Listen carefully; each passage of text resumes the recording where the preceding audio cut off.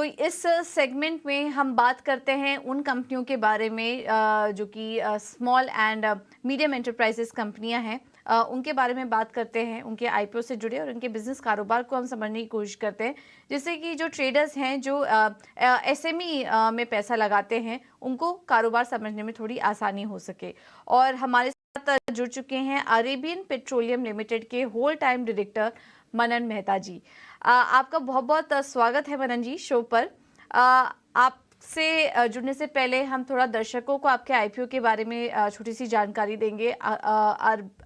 Arabian petroleum ये company, इस company का आईपीओ आज से शुरू हो चुका है और 27 सितंबर तक ये आईपीओ खुला रहेगा।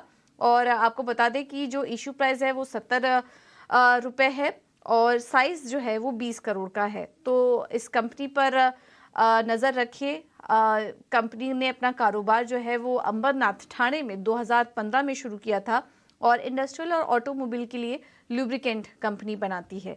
इस पर हम आगे और भी चर्चा करेंगे और कारोबार को और थोड़ा समझने की कोशिश करते हैं मैनेजमेंट से। Manan ji, thank you so much ET now Swadesh को समय देने के लिए। अरेबियन पेट्रोलियम कंपनी के बारे में हमें कुछ बताइए।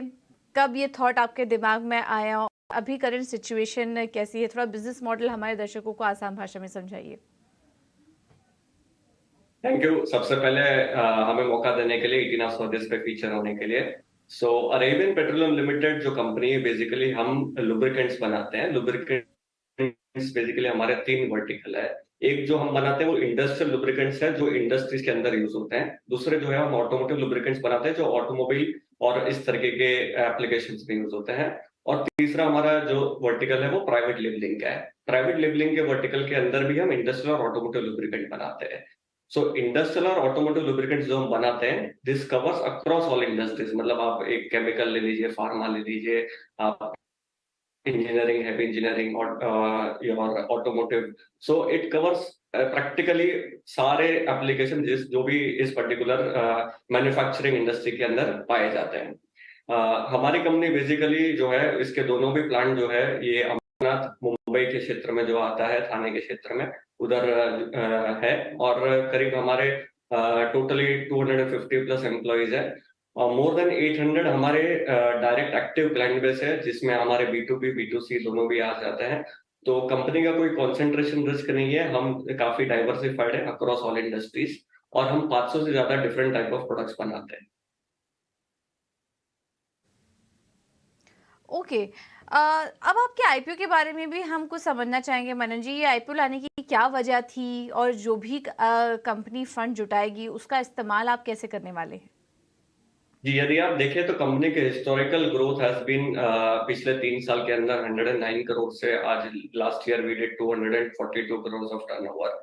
और ग्रेजुअली कंपनी का ग्रोथ काफी बढ़ रहा है और इसके साथ ही वर्किंग कैपिटल की रिक्वायरमेंट कंपनी को भी लगती है। हमारे जो आने वाले ग्रोथ प्लान्स है, जो हमें जोग्राफिकल एक्सपेंशन करनी है, हमें डिफरेंट एक्सपोर्ट टेरिटरीज में भी, जैसे हम आज 20 कंट्रीज के ऊपर एक्सपोर्ट करते हैं, तो इसका भी नंबर हमें बढ़ाना है। हमें और भी कंट्रीज में अपना फुटप्रिंट डालना है। और इंडिया के अंदर भी काफी सारी ऐसी ज्योग्राफीज है which are still relatively unexplored हमारे तरफ से। तो उस पर्टिकुलर क्षेत्र में जब भी हम वेंचर करना चाहेंगे, तो इस कारणवश हम ये वर्किंग कैपिटल को रेज करना चाहते हैं। ये हमारा जो इश्यू साइज है, इट इज 20.24 करोड़ का इश्यू साइज है, जो हम मार्केट्स के द्वारा रेज करने की बात कर रहे हैं। ठीक है। आपके एक्सपेंशन प्लान्स के बारे में और भी कुछ बताइए, क्योंकि हम देख रहे हैं कि आप जिस सेगमेंट पे हैं, जिस कारोबार में हैं, उसमें और भी बड़ी कंपनियां हैं, लिस्टेड प्लेयर्स हैं, जिनकी अपनी एक मार्केट है, अपने ग्राहक हैं, अपने कंज्यूमर्स हैं एक बड़े तादाद में। कंपटीशन कैसा देख रहे हैं आप इस स्पेस में, और इन कंपनियों से आप अपने आप को कैसे डिफरेंशिएट करते हैं? यस, यस, ये पर्टिकुलर जो सेगमेंट है लुब्रिकेंट, डेफिनेटली इसमें लिस्टेड प्लेयर्स भी है और बड़े नाम भी है। हम अपने आप को डिफरेंशिएट इस तरीके से करते हैं कि हम बेसिकली कस्टमाइज प्रोडक्ट के ऊपर काफी काम करते हैं। जैसे इंडस्ट्रियल एप्लीकेशंस है, तो इसमें हर कंपनी की हर प्रोडक्ट की रिक्वायरमेंट अलग अलग होती है। हम इस पर्टिकुलर रिक्वायरमेंट को जानते हैं, हमारी टीम वहां पे विजिट करती है, समझती है, उसके लिए एक टेलर मेड सोल्यूशन देती है। सो इसके वजह से हमारे कस्टमर जो है हमारे साथ सालों साल जुड़े रहते हैं. So that is the biggest differentiator what we can provide to our customers. इसके अलावा भी जो हमारे और एक डिफरेंशिएटर है कि हम छोटे से छोटा पैक मतलब जो प्रोडक्शन का स्तर होता है वो भी हम करने की क्षमता रखते हैं. इसके अलावा भी बड़े से बड़ा ऑर्डर आए तो भी हम एग्जीक्यूट करने की क्षमता रखते हैं. तो हम किसी भी कस्टमर को जो है वो जाने नहीं देते. हम कोशिश करते हैं कि सारे कस्टमर जो है हमारे साथ में सालों साल जुड़े रहें और हमारे इस जर्नी में उनको भी डेफिनेटली प्रोडक्शन एफिशिएंसी का फायदा हो और हमें डेफिनेटली इस कंपनी को ग्रोथ करने के लिए फायदा हो. मनन जी, आप जितने भी सेगमेंट्स में हैं, आपने बताया आप ऑटोमोटिव में भी हैं, इंडस्ट्रियल्स में भी हैं, और मैं कहीं पढ़ रही थी कि कुछ सरकारी ग्राहक भी आपके क्लाइंटल में हैं, बीएचईएल, बीईएल, बीएमएल जैसे कस्टमर्स भी आप कैटर करते हैं. सेगमेंट वाइज भी बताइए कौन सा सेगमेंट कितना कंट्रीब्यूट करता है, और आने वाले समय में किस सेगमेंट में आपका फोकस बढ़ेगा, क्योंकि अब हम देख रहे हैं कि रेलवे भी अपनी क्षमता विस्तार पर काफ़ी ज़्यादा फोकस कर रहा है. क्या वहाँ पर भी आप धीरे धीरे अपना फोकस बढ़ाएंगे? जी बिल्कुल. देखिए गवर्नमेंट सेक्टर जो है ये हमारे कंपनी के अंदर एक अहम हिस्सा निभाता है because 10% of our revenues comes from the government sector. और गवर्नमेंट मार्केट प्लेस के ओपन अप होने की वजह से हम जैसी कंपनीज को काफी अच्छा एक मौका मिला है इस गवर्नमेंट सेक्टर में पार्टिसिपेट करने के लिए. सो जैसे आपने बताया हमारे कस्टमर जो है हमारे इंडियन डिफेंस भी हमारे कस्टमर जैसे इंडियन आर्मी, नेवी, एयरफोर्स. इसके अलावा इंडियन रेलवेज, बीएमएल. हम बीएमएल का हमें ओईएम अप्रूवल मिला है ताकि बीएमएल के कोई भी मशीनरीज के अंदर हमारे ऑयल की अप्रूवल है. सो उस ऑयल्स को आप डाल सकते हैं. सो इसके अलावा भी बहुत सारे ऐसे मोर देन 150 गवर्नमेंट कंपनीज है जिसके अंदर हमारे सप्लाईज है. ऑल्दो टेंडर बेसिस पे होते हैं but yes we are establish with a lot of companies per se. And इसको हम डेफिनेटली देख रहे हैं कि ये जो बिजनेस है ये एटलीस्ट 40-50% से ग्रोथ होगा क्योंकि गवर्नमेंट का जो पार्टिसिपेशन एसएमई और बाकी इंडियन कंपनीज को जो एक ट्रस्ट दे रहा है उससे हम जैसी कंपनीज को बहुत फायदा होने वाला आगे जाके. And we also want to become a part of this value chain. So definitely हमारे एक पर्टिकुलर डेडिकेटेड टीम का इसी पर्टिकुलर बिजनेस के ऊपर फोकस है और ये बढ़ता रहेगा. ठीक है.